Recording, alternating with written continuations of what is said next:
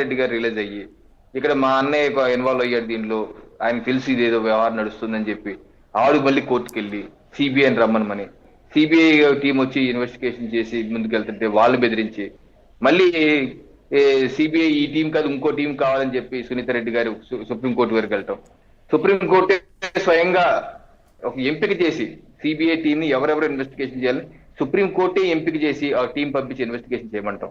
మళ్ళీ ఇక్కడ బెదిరింపులు అయితే విచారణని ఏపీ హైకోర్టు నుంచి తెలంగాణ హైకోర్టుకి మార్చడం, ఇన్ని నేపథ్యాలు నాకు తెలిసి ఏ యొక్క మర్డర్లో తీస్తే ఒక పెద్ద సినిమా అవుతామో పెద్ద సీరియల్ అవుతామో ఇన్ని ట్విస్ట్ అండ్ టర్న్లు అనేకమైన, ఇంకా దీన్ని చాలా చెప్పలేదు, అనేకమైన దీనివల్ల ఇది అత్యంత సంచలనాత్మకం అయిపోయింది. 6 సంవత్సరాలైనా ఈ రోజు మనం చర్చించుకుంటున్నాం.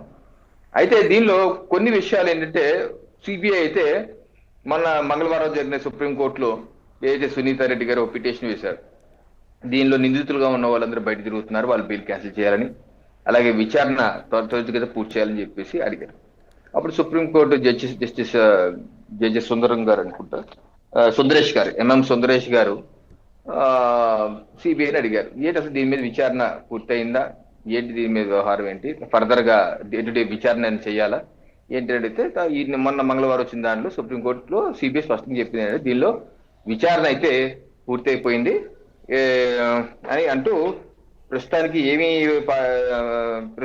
పెండింగ్ లో లేవని, agency is ready to take up further on advice from the court further steps, agency is ready to take further steps on advice from the court అని చెప్పేసి వాళ్ళు చెప్పడం జరిగింది. దీని మీద వాదన జరగాల్సి వచ్చింది, అది సిద్ధార్థ లోదరగా అందుబాటులో లేకపోవడంతో కేసు 19వ తారీఖు వాయిదా వేసింది. సో దీనిలో మనకు అర్థమవుతుంది ఏంటంటే సిబిఐ అయితే తమ ఇన్వెస్టిగేషన్ ఛార్జ్ షీట్ కూడా ఆల్రెడీ ఫైల్ చేసేసింది కదా, ఈ సంవత్సరంలోనే బహుశా జనవరి ఫిబ్రవరి మాసం పూర్తి ఛార్జ్ షీట్ కూడా ఫైల్ చేసింది. 10 మంది వరకు నిందితులు కానీ తేల్చింది. ఎవరు చేశారు, దస్తగిరి బ్యాచ్ ఇవన్నీ చేశారు, అవినాష్ రెడ్డి గారు ఇన్వాల్వ్ కాదు, అవినాష్ రెడ్డి గారు భాస్కర్ రెడ్డి, అవినాష్ రెడ్డి గారు భాస్కర్ రెడ్డి, వాళ్ళ డ్రైవర్ ఉదయ్ రెడ్డి, అలాగే దస్తగిరి లేదా గంగిరెడ్డి, ఈ బ్యాచ్ మొత్తం అంతా దానిలో 10 మంది ఉన్నారు. ఆ 10 మంది నిందితులుగా తేల్చి ఫైనల్ గా మా ఇన్వెస్టిగేషన్ పూర్తయింది, we're ready to take up further steps on the advice of the court అని. ఇప్పుడు విచారణ ఏ రకంగా కోర్టులో జరుగుతుంది, కోర్టులో ఏ రకమైన వాదనలు వినిపిస్తుంది ఒక ఎత్తు. రెండో ఎత్తు మనకున్నటువంటి జనబాహుల్యంలో ఉన్నటువంటి ప్రశ్నలు ఏంటి, జగన్మోహన్ రెడ్డి గారిని చేద్దారనుకున్నారు, విచారణ చేయలేదేంటి అని చెప్పేసి ఒక ప్రశ్న.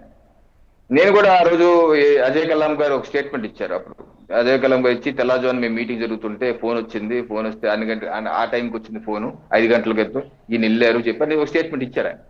ఆ స్టేట్మెంట్ ఇచ్చిన రోజు అప్పుడు డిబేట్ లో నేను అన్నాను, తప్పనిసరిగా స్టేట్మెంట్ ఇచ్చారు కాబట్టి సిబిఐ కూడా జగన్మోహన్ రెడ్డి గారు నోటీస్ ఇచ్చి అసలు ఏమొచ్చింది ఫోన్ నీకు అడుగుతారని చెప్పేసి నేనైతే భావిస్తున్నాను అని చెప్పి నేను కూడా అన్నాను. ఆ తర్వాత ట్విస్ట్ అయిపోయింది, అజయ్ కలాం గారు స్టేట్మెంట్ మార్చేసి హైకోర్టుకి పిటిషన్ వేశారు, క్వాష్ పిటిషన్. సిబిఐ తప్పుడుగా అయితే ఏంటంటే ఇది మన మిత్రులు చెప్పినట్టుగా అనంతకోటి గారి 100 కోట్ల రూపాయలు ఇప్పుడు ఏ రకంగా తిరుపతిలో వాళ్ళని కొట్టేసి అతని చేతే స్టేట్మెంట్ ఇప్పించారు చూడండి, ఆ దళితుడి చేతే నన్ను కొట్టింది ఎవరో కాదు మా అన్నయ్య ప్రేమగా కొట్టాడు, జాలీగా కొట్టాడు అని చెప్పాడు. ఆ రకంగా అజయ్ కలాం గారితో రివర్స్ అట్ట కాదు, ప్రేమకైతే పెద్ద దొడ్డు కర్రేది out of love and affection అని చెప్పించినట్టుగా అజయ్ కలాం గారు లాంటి మాజీ సిఎస్ తోనే సిబిఐ మీద ఎదురుదాడి. ఏ రకంగా రామ్ సింగ్ గారి మీదే కేసు పెట్టేసి రామ్ సింగ్ గారు లబోదీబో అని హైకోర్టుకి వెళ్ళి సుప్రీంకోర్టు నా మీద క్యాచ్ చేయమని, అలాగే సునీత రెడ్డి గారి మీద కేసు పెట్టేసి ఆవిడ కూడా లబోదీబో హైకోర్టుకి సుప్రీంకోర్టు కేసు కూడా ఉంది ఆవిడది నా మీద